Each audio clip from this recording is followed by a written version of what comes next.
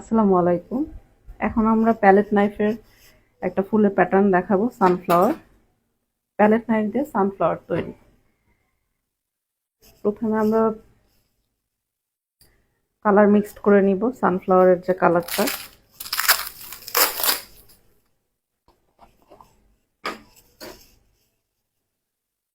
এখানে আমরা রেড ম্যানের ইয়েলো কালারটা দিয়ে নিচ্ছি।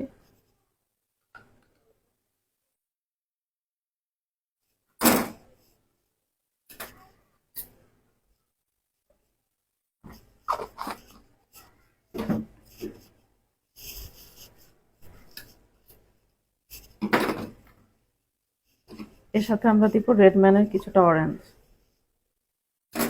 অরেঞ্জ ইয়েলো মিক্সড করে সানফ্লাওয়ার কালারটা তৈরি করব।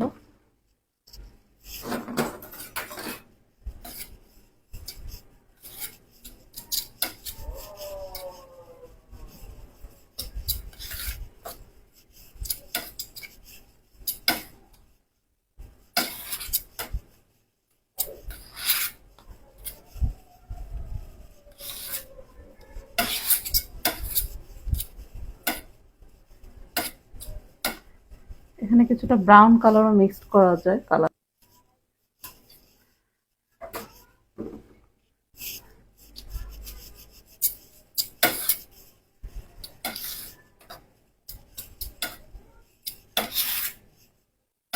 একদম ক্যাটকাটা একটা মানে অরেঞ্জ কালার যেটা আসে সেটা আর থাকবে না, সুন্দর একটা মানে সানফ্লাওয়ার কালার আসবে।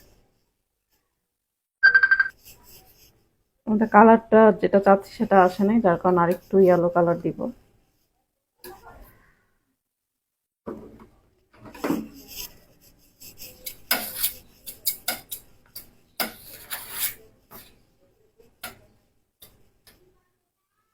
এবার চলে আসছে আমাদের কালারটা।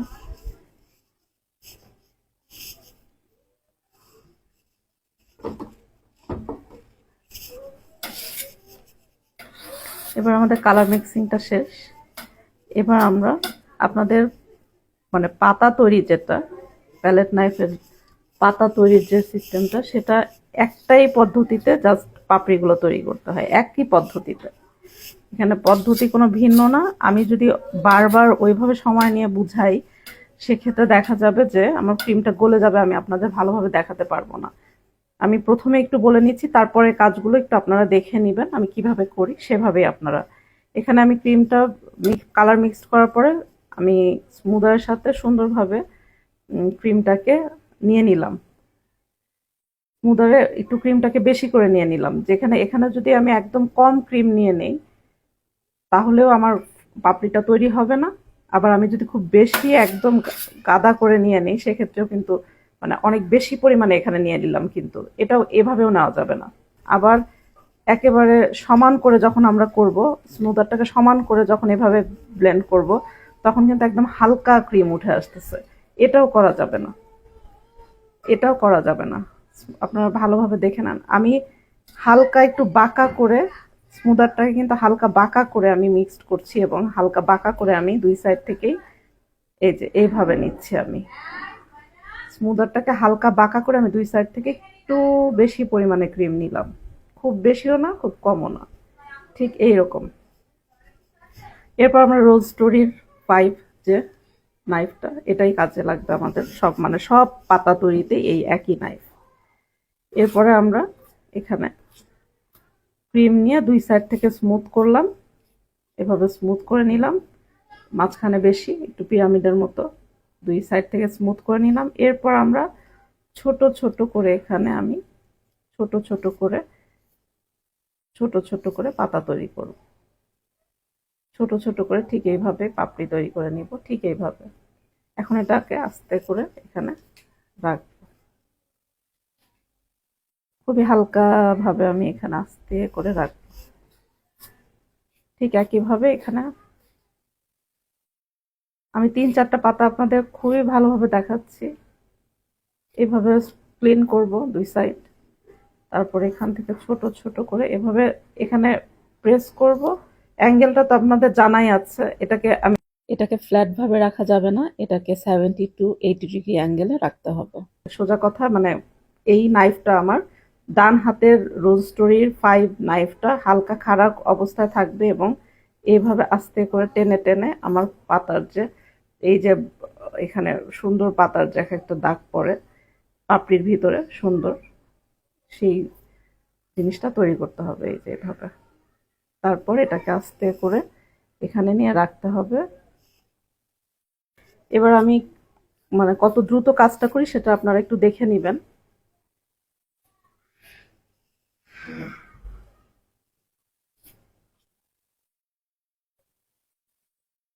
এখানে যদি আমি খুব স্লো কাজটা করি, এখন যেমন সকালে যেরকম অনেক বেশি ঠান্ডা আবহাওয়া ছিল, এখন কিন্তু অতটাও নেই।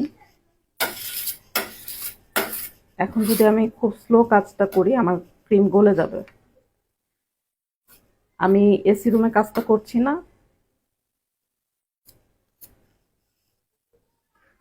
এখন তাপমাত্রা বাইরের তাপমাত্রা হয়তো এখন 30-32, আমাদের ঘরের তাপমাত্রা হয়তো এখন 28-29 হবে।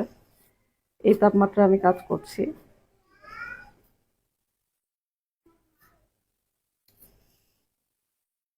এবং আমাদের কাজের ধরনটা একটু দেখে নিবেন। এখানে কিন্তু আমি একই সাথে অনেকগুলো পাতা তৈরি করছি, মানে আমি কিন্তু পাতাগুলোকে আগে তৈরি করে নিচ্ছি, এক একটা পাপড়িগুলোকে আগে তৈরি করে নিচ্ছি, খুবই দ্রুত তৈরি করে নিচ্ছি। সকালের ক্রিমের যে স্টিফ অবস্থাটা ছিল এখন কিন্তু সেটা নেই।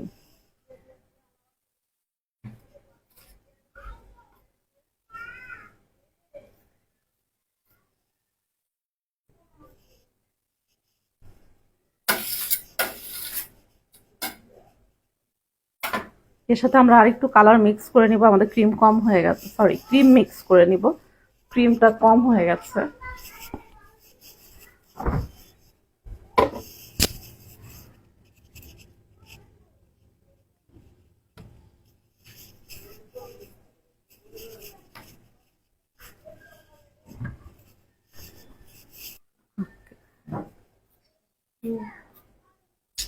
এখন আমরা কালার মিক্স করে আমরা আবারও পাতা তৈরি করছি। এখন আমরা প্রথম রো যে কাজটা করলাম সেই পাতাগুলোকে আগে ফিক্স মানে ঠিক করে নিব, পাপড়িগুলোকে সুন্দরভাবে ভেতরে ঢুকিয়ে এইভাবে এক্সট্রা ক্রিমটাকে নিয়ে আসবো।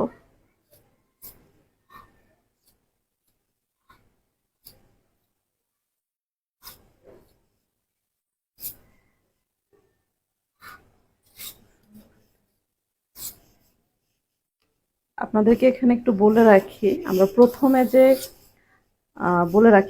যে আমরা রোটা করলাম সেটা কিন্তু একটু বড় সাইজ ছিল এবং তারপরের রোটা কিন্তু একটু ছোট সাইজ করছি আমি, কারণ পাতা যত ভেতরে আসবে তত সাইজটা একটু ছোট দিলে দেখতে সুন্দর লাগবে ফুলটা।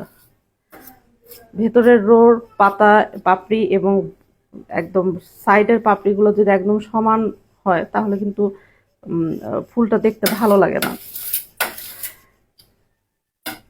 এই জিনিসগুলো বুঝে তারপরে ফুল তৈরি করতে হবে।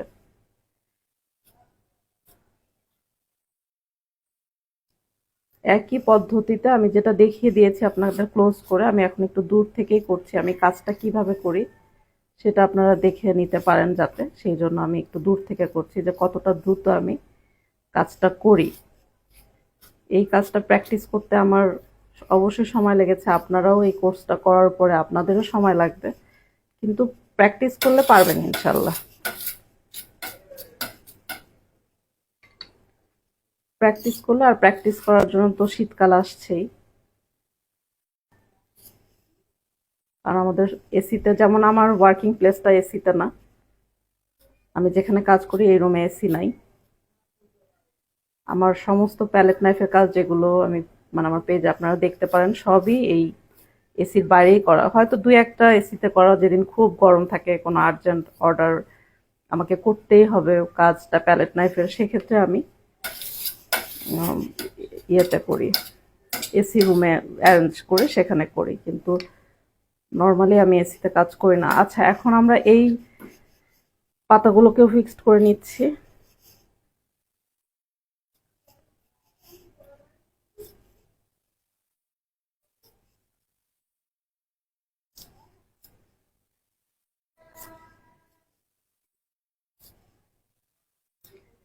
আমি আপনাদের প্রতিটা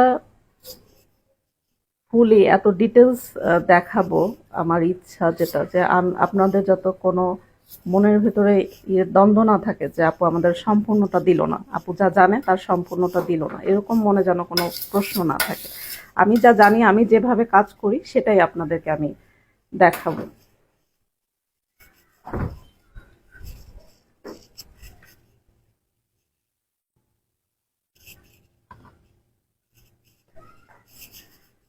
আর একটু কালার মিক্স করে নিচ্ছি।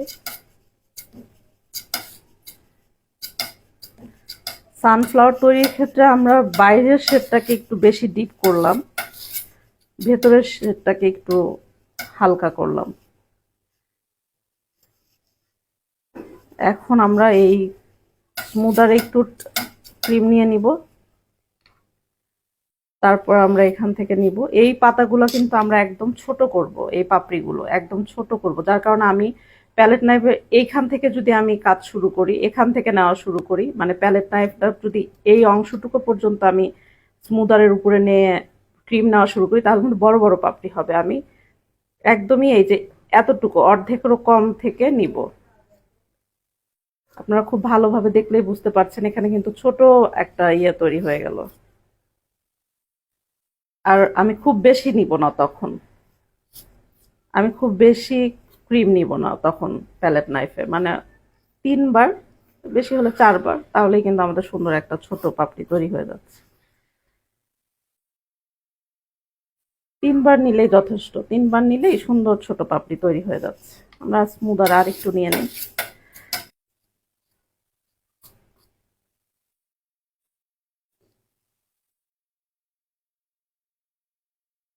তো আমাদের এখানে পাতা তৈরি, আচ্ছা এখানে তো আমাদের এখানে পাতা তৈরি মোটামুটি শেষ। এগুলো একটু শেপ দিয়ে নিই।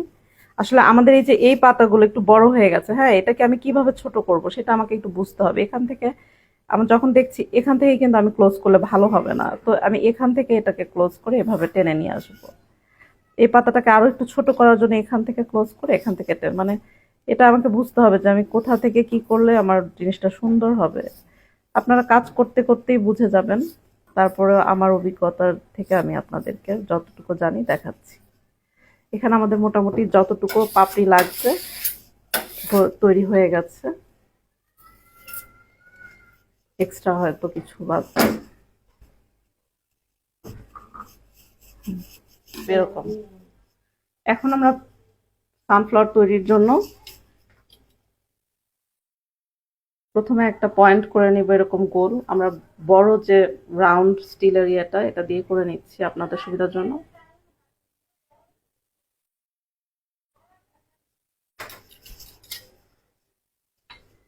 এখন আমরা বড় পাতাগুলোকে এভাবে তোলার সিস্টেমটা তো আপনাদের দেখিয়ে দিয়েছি।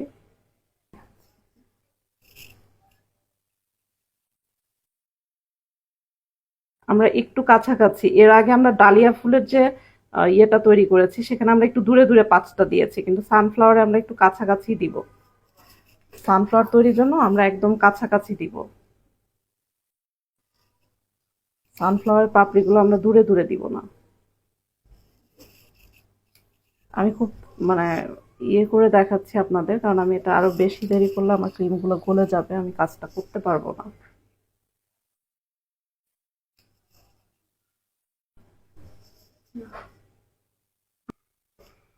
এখানে আমরা সানফ্লাওয়ারের এর আগে আমরা ডালিয়া ফুলটা যে দেখিয়েছি সেখানে কিন্তু আমরা 5টা পাপড়ি এভাবে দিয়েছি, কিন্তু সানফ্লাওয়ারে আমরা 5টা না আরো বেশি দিব। সানফ্লাওয়ারের শেপটা তৈরি করার জন্য আমরা আরেকটু বেশি দিব। এরপর ফাঁকা জায়গাগুলোতে আমরা একই মোটামুটি একটু ভেতরে, জাস্ট একটু ভেতরে আর একটা করে রো দিচ্ছি। মানে সানফ্লাওয়ারটা একটু বেশি ছড়ানো হবে, ডালিয়া থেকে আর একটু বেশি ছড়ানো হবে, স্পেসটা বেশি লাগবে। মানে আমরা এই যে রাউন্ড গোল রাউন্ডটা যে তৈরি করলাম এটাও কিন্তু ডালিয়া থেকে বড় তৈরি করলাম, আবার ডালিয়ার থেকে পাপড়িও বেশি দিলাম এবং একটা আর একটা কাছাকাছি দিলাম প্রথম রোতে। দ্বিতীয় রোতে যে কাছাকাছির যে মাঝে যে ফাঁকাগুলো, যে ফাঁকা জায়গা, এই জায়গাগুলোতে আমরা ফিল আপ করছি দ্বিতীয় রোতে।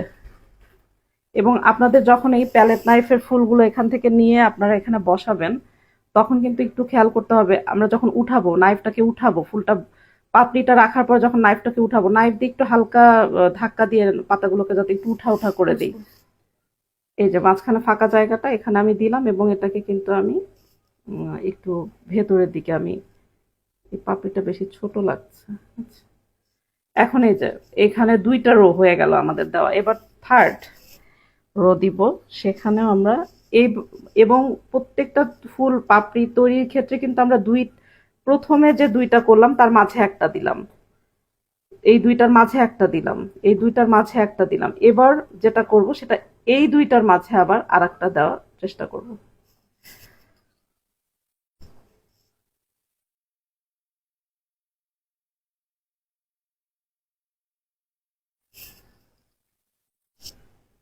এই যে 2টার মাঝে আরেকটা।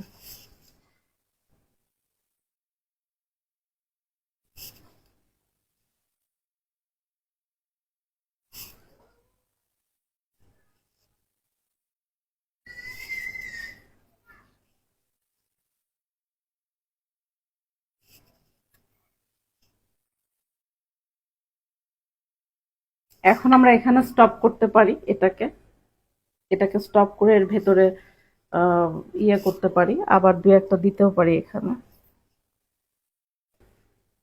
এখন আমরা 3টা রো করার পরে, মানে প্রথমে আমরা করলাম একটা রো, তারপরে আরেকটা ফাঁকা জায়গা, তারপর আরেকটা, 3টা করার পরে আমরা এখানে পাইপিং ব্যাগে ব্রাউন কালারটা নিয়ে সেখানে জাস্ট ডট ডট দিয়ে ভিতরটা ফিল আপ করে দিব।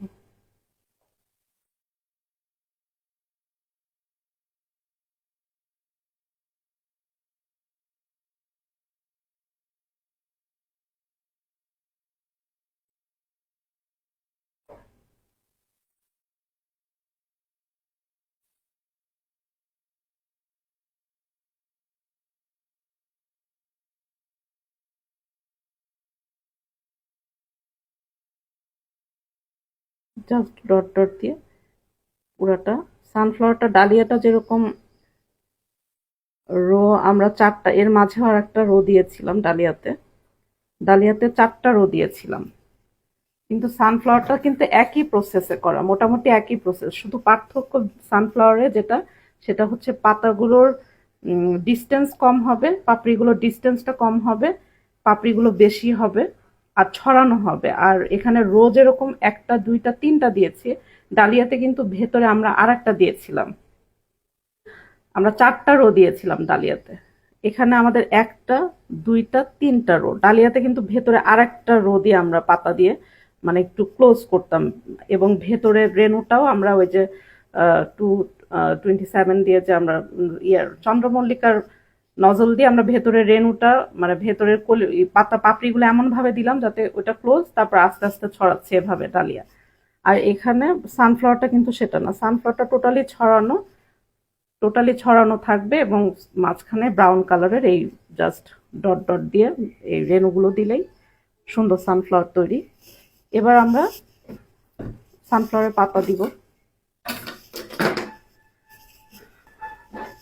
সানফ্লাওয়ার পাতা তৈরির জন্য আমাদের যে যে অবশিষ্ট ক্রিম ছিল এটা আমি একটু ফ্রিজে রেখেছিলাম। আসলে এই কাজগুলো মানে যে প্যালেট নাইফের যে আমি ক্রিমগুলো একটু পরপর মিক্স করছি, সেই ক্রিমগুলো কিন্তু ঠান্ডা ক্রিম, মানে ফ্রিজ থেকে বের করা, কারণ এটা যদি আমি বাইরে রেখে ক্রিম দিয়ে কাজ করি, ক্রিমটা তো স্টিফ থাকবে না, গলে যাবে। তো এই ক্রিমটাও আমি অবশিষ্ট ক্রিমটা একটু সবার জন্য ফ্রিজে রেখেছিলাম, এর সাথে আমি একটু গ্রিন কালার দিলাম। এখন আমরা যেটা করব, এখান থেকে আমরা ক্রিম নিব,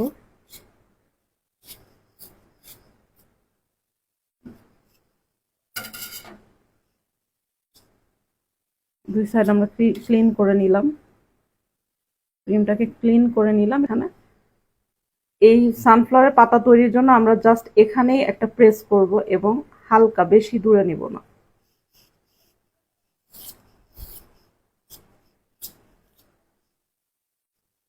আমরা হালকা করে প্রেস করব এবং খুব বেশি দূরে এটাকে, পাতাটাকে লম্বা করব না।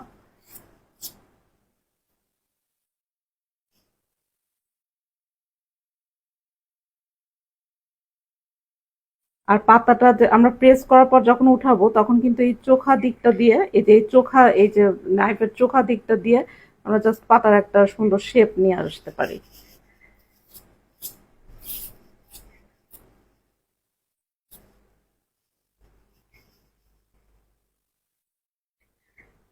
খুব বেশি লম্বা করব না, কারণ সানফ্লাওয়ার পাতাগুলো আবার লম্বা হবে না। সানফ্লাওয়ার পাতাগুলো একটু ছোট ছোটই ভালো লাগে দেখতে। জাস্ট এখানে পুরা প্যালেট নাইফটাই কিন্তু আমি কেকের সাথে ছোঁয়াচ্ছি এবং বেশি লম্বা করছি না। আপনারা দেখলে বুঝতে পারবেন আমি কিন্তু লম্বা করে টেনে সামনের দিকে নিয়ে যাচ্ছি না, জাস্ট ওই জায়গাতে স্টপ। এখানে আমি পুরোটা রাখছি, সেট করছি কোথায় আমার পাতাটা হবে, তারপর প্রেস করছি, তারপর আমি এভাবে জাস্ট উঠিয়ে নিচ্ছি। আমি কিন্তু খুব বেশি লম্বা করছি না।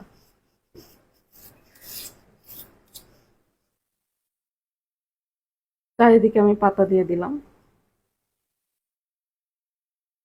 শেষ আমাদের সানফ্লাওয়ার।